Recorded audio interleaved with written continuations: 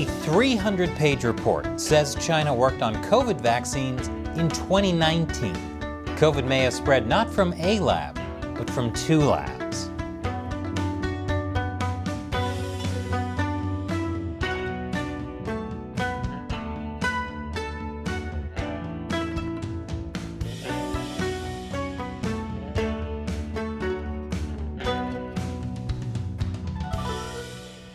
Welcome to China Uncensored.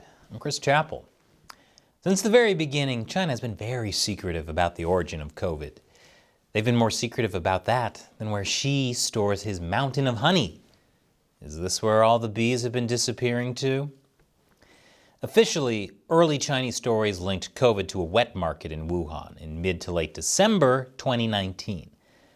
But as COVID spread and international pressure to find its origin grew, other stories emerged, like that it may have sprang from a U.S. Army lab. But there's a lot of circumstantial evidence that COVID actually originated from a Chinese lab, which I've been saying was a real possibility for years. Former Director of National Intelligence John Ratcliffe sure thinks so. A lab leak is the only explanation credibly supported by our intelligence, by science, and by common sense. Intelligence, science, and common sense back up that lab leak theory? Now that sounds like a conspiracy to me. Quit spreading misinformation. There's no definite proof yet, but last week, Senator Roger Marshall, MD, released a 300-page report on the origins of COVID called Muddy Waters. And it has some interesting things to say, like that China began developing vaccines for SARS-CoV-2 in mid-November of 2019. Before the official start of the outbreak. Yeah, that raises a question or two. The report is the result of former Senator Richard Burr's investigation into the pandemic. It was drafted by Robert Kadlec, a former U.S. Health and Human Services official who spearheaded Operation Warp Speed, the push to get COVID vaccines to the public. Together with a core group of 60 experts and support from an outside scientific group, which includes 3 former directors of U.S. national high-containment labs, the report examines the evidence for a natural zoonotic spillover and a lab leak. It concludes that a lab leak is more plausible, likely from failures of biosafety containment during vaccine-related research. They needed that many experts in a full investigation to conclude what I've been saying for 3 years now? That's like holding a full congressional hearing on whether or not Cats was a good movie. Don't be ridiculous. It was a perfect movie. Kadlec said the vaccine research was probably specifically intended to prevent future situations like the SARS outbreak back in the early 2000s. But the safety standards in Chinese biolabs are not great. If you want to learn more about that, I'll leave a link to a previous episode below. So how does this report come to the conclusion that a lab leak is more likely? Besides intelligence, science, and common sense. Well, as I said earlier, the report examines the current evidence for both a natural spillover and a lab leak. While it does see some evidence supporting a natural origin, the lab leak has a stronger case. The natural spillover argument has a lot of holes. For example, nobody has so far found naturally occurring viruses with the same composition as the coronavirus. Confirming that would require key data that China isn't handing out. A lab leak, however, seems far more possible for a lot of reasons. And China's behavior definitely makes it seem that way. They're acting real shady about this. Well, shadier than usual, which is saying something. It's like someone saying Mark Zuckerberg is acting weird today. Today? China claims that the pandemic started in mid to late December of 2019, but multiple scientific models indicate earlier dates, such as mid-October or mid-November. This matches earlier media reports, as well as the satellite images of Wuhan hospital visits and online searches related to coughing during that time. It seems China knew very early on that COVID was going to be a problem, even before the outbreak. So early, in fact, that it probably began developing a vaccine in November 2019, or even earlier, leading many people to believe that COVID likely originated from not one, but 2 Chinese lab leaks. How do people come to that conclusion? I'll tell you more after the break. Welcome back.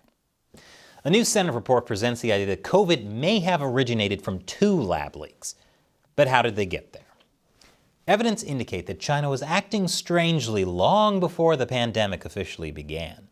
From June to August 2019, Wuhan Institute of Virology leadership published multiple reports expressing concerns about biosafety shortcomings due to limited availability of equipment and trained personnel, which was pretty much a waste of time because China cares about safety protocols about as much as dogs care about respecting your personal space. Then, government medical and public health entities in Wuhan began procuring PCRs and conducting infectious disease outbreak exercises and drills that were specifically targeted towards novel coronaviruses. Keep in mind that China never conducted those types of safety drills specifically on coronaviruses before, even after the SARS crisis. But hey, that was probably just a coincidence. Kind of like me putting on 5 pounds every time the McRib comes back. Just a sweet, savory, delicious coincidence. September saw a flurry of unusual activity, perhaps in response to some past event. The Wuhan government drafted public health memos while the CCP conducted investigations, and the Wuhan Institute of Virology took down a database accessed by international researchers, enhanced security, and more. Which is definitely suspicious. By mid-October, the U.S. Consulate General in Wuhan became aware of the early onset of a bad flu season, which leads us to China's vaccine programs. In early 2020, China pumped out 2 vaccine patents so fast that it raised some eyebrows, which could have possibly been one of the side effects of their ineffective vaccines. The first came out in February of 2020.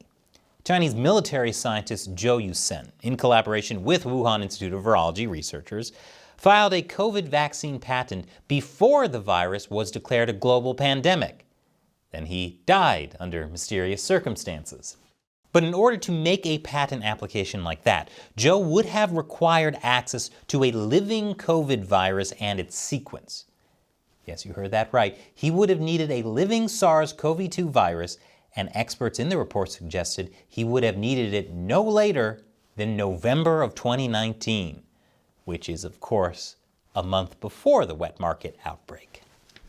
According to several experts, there is reason to believe Zhou was engaged in SARS-related coronavirus animal vaccine research with Wuhan Institute of Virology researchers beginning no later than the summer or early fall of 2019. Meanwhile, Major General Chen Wei, a virologist who leads the Institute of Bioengineering at the Academy of Military Medical Sciences, collaborated with Chinese state-owned biopharmaceutical company Sinopharm and submitted her vaccine patent in March of 2020. Based on this timeline, experts believe Chen would have had to begin her vaccine efforts no later than early December 2019, which was still before China acknowledged the COVID outbreak even started. Maybe China's just great at planning ahead for pandemics they cause because they're horrible at planning ahead. Makes sense.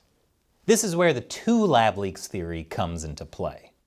The theory goes that the initial leak may have occurred sometime before September 2019. Once the Wuhan Institute of Virology and the Chinese government caught wind of it, officials scrambled as quickly as possible to quietly develop a vaccine to contain the outbreak before the world could learn the truth.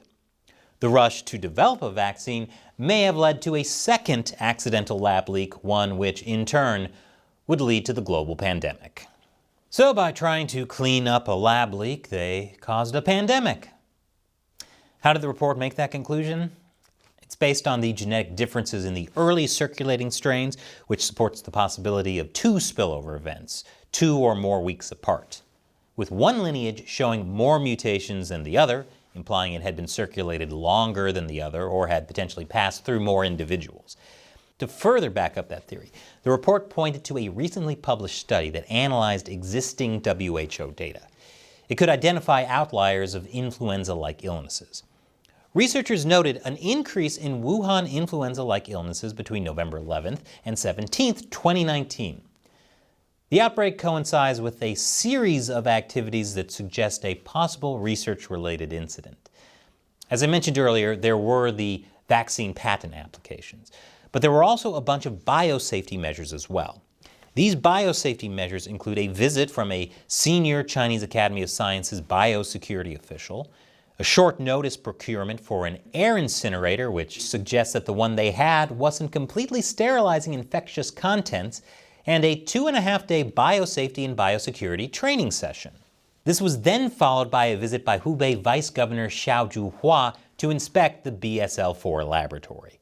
Does this prove that there really was a lab leak? Of course not. It was definitely from an animal. Don't let this mountain range of evidence distract you from the truth.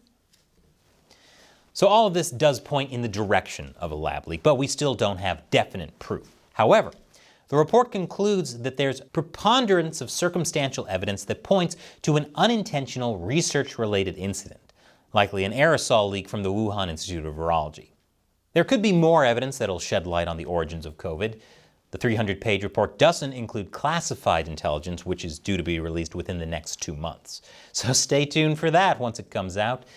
Maybe we'll finally have a clue where COVID originated from. Or at the very least, where Xi is hiding all his delicious honey. And this show would not be possible without support from viewers like you. YouTube frequently demonetizes, suppresses, and secretly unsubscribes people from this channel. If you want to support this show, you can join what I call the China Uncensored 50-cent army by contributing to the show on Patreon. You get a bunch of cool perks, including the ability to ask me questions I'll answer on the show. So thank you for watching. Once again, I'm Chris Chappell. See you next time.